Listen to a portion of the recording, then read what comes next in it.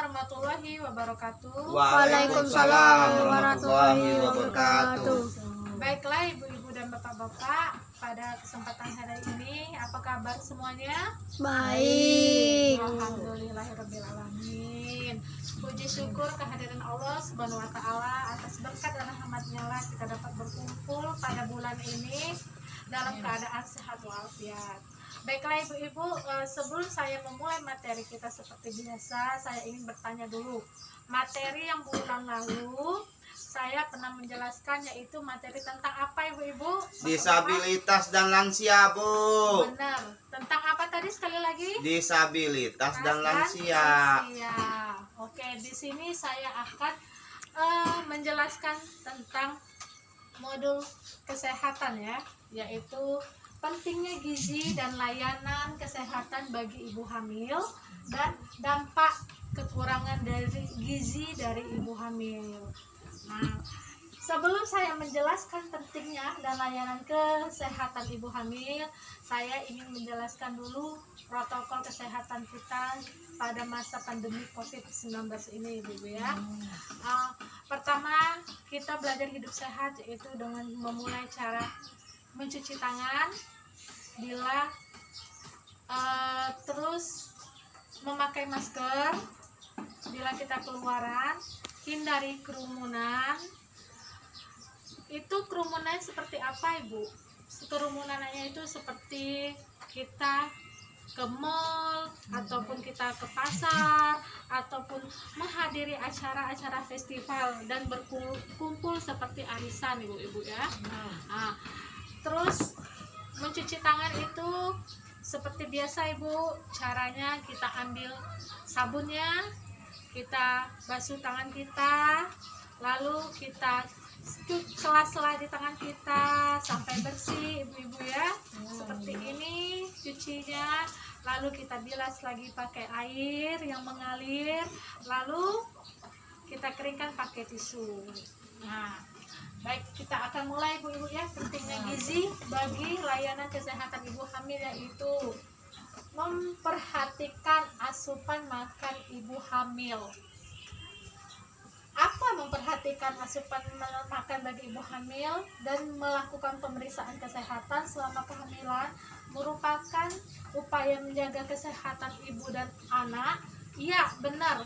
Apabila kita memperhatikan asupan makan kita sehari-hari bagi ibu hamil dan melakukan pemeriksaan kesehatan selama kita hamil, kita akan tidak terkena dampak dari kekurangan gizi atau stunting ibu-ibu ya.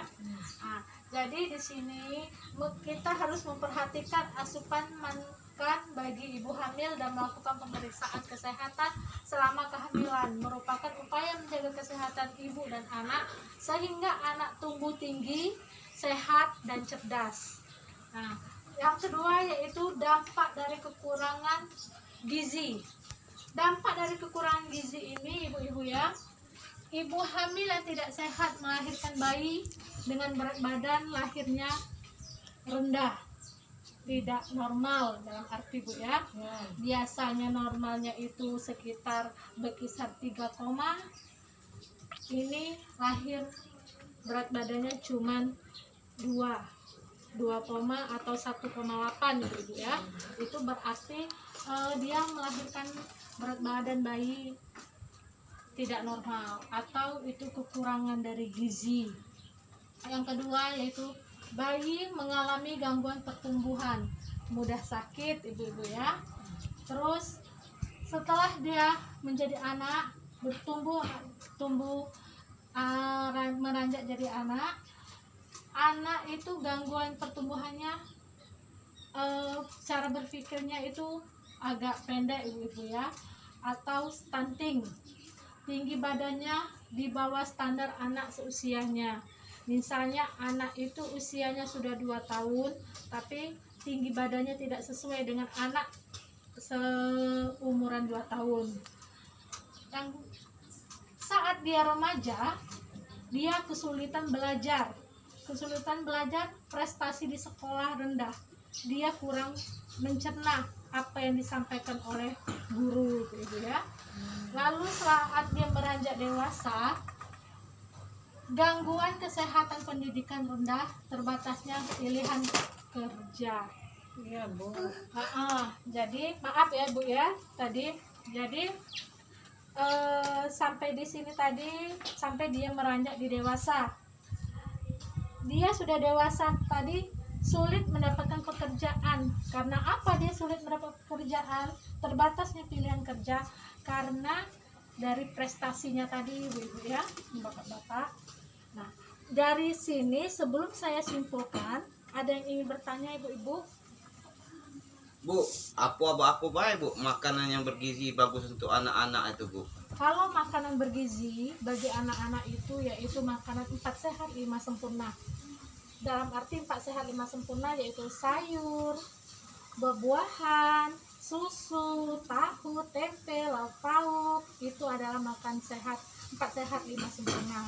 Ya. Jadi bagus untuk anak-anak Bu ya, kalau kita kasih telur bebek itu bagus gak Bu? Tidak masalah, malah itu bagus, mau itu telur bebek, telur itik, telur ayam ataupun telur ayam kampung, itu sangat bagus. Yang penting itu namanya telur Ibu-ibu ya, asalkan jangan telur busuk Ibu-ibu ya. Ya Bu. Terus ada yang ditanya lagi? Cukup Bu, berarti kalau anak itu tidak tinggi badannya, tidak sesuai dengan umurnya, berarti dia itu kurang gizi Bu ya? Iya, Boleh seperti dah itu. Bu, kalau dia kurang gizi itu kita bawa ke bidan desa Bu untuk konsultasi, untuk minta petunjuk dari bidan desa apa yang nak kami lakukan Bu? Benar, itu harus kita bawa ke bidan desa ataupun puskes bagi anak yang kurang gizi Bu ya. Jadi kita bisa minta solusi sama orang kesehatan buat anak yang kurang gizi atau distribusi stunting tadi Ibu ya. Kita jangan mudah menyerah Ibu-ibu ya.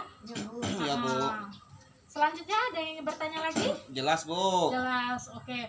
Setelah dari lingkupan strategi ini, saya akan jelaskan berarti kecukupan gizi dan kesehatan ibu selama hamil akan berpengaruh terhadap berat badan bayi saat lahir. Bayi sehat akan mempunyai daya tahan tubuh yang lebih kuat dan tebal. Nah, dan dia akan menjadi anak yang cerdas, tingginya sesuai usia, yang akan sehat, akan berprestasi di sekolah maupun mencari pekerjaan yang layak pikirannya selama dia dewasa. Nah, sampai di sini mungkin saya cukupkan materi yang saya sampaikan Ibu-ibu ya. Pentingnya gizi bagi ibu hamil dan anak bayi itu sangat penting. Jadi apabila nanti ibu hamil, tolong diperhatikan kehamilannya, periksa ke puskes setiap bulannya, melakukan posyandu dan makan makanan yang bergizi ya ibu-ibu. Sampai di sini saya akhiri, wabillahi taufiq wal hidayah. Wassalamualaikum warahmatullahi wabarakatuh. Waalaikumsalam warahmatullahi wabarakatuh.